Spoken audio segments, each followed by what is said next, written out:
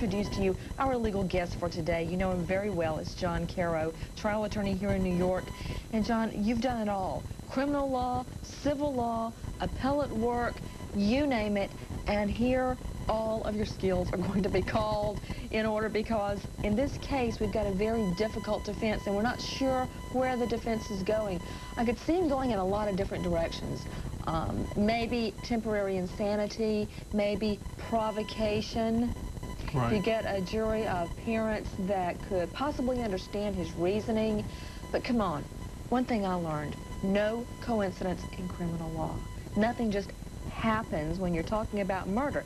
You're Do talking you about really believe? Them being at the grave site. Yes, accidentally. Having a gun in the car. And accidentally having a gun in the car, having time to go get the gun, shoot her 12 times. Not buying it. Well, one of the things about if you're going to go heat of passion defense, I mean, usually it's a build-up. You know, there's a series of events that build up, and then there's the triggering event that just makes you go over the edge. So I think that's how you could explain, you know, a gun in the car. I mean, he may just have had a gun in his car for the past 5 years. We don't know that.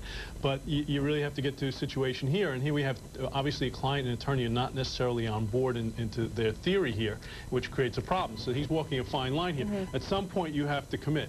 Is it going to be heat of passion, or are you going to go with insanity? Right. I mean, Florida law permits you to jump in at a late date with insanity as long as you notify the other side that you may raise it, and they've done that. But at some point, you've got to commit. It's the way you question witnesses. You have to know where you're going, and they're two very different theories. You brought up a very interesting point before we go back in that courtroom, John Carro. Defense must tell prosecution they intend to raise insanity, and there's a logical reason for that. Normally, the defense doesn't have to show their hand ahead of time, but there it's so the state will have the opportunity to have the defendant examined by psychiatrists themselves. Everyone, I've just learned testimony has resumed. Let's go back into the courtroom.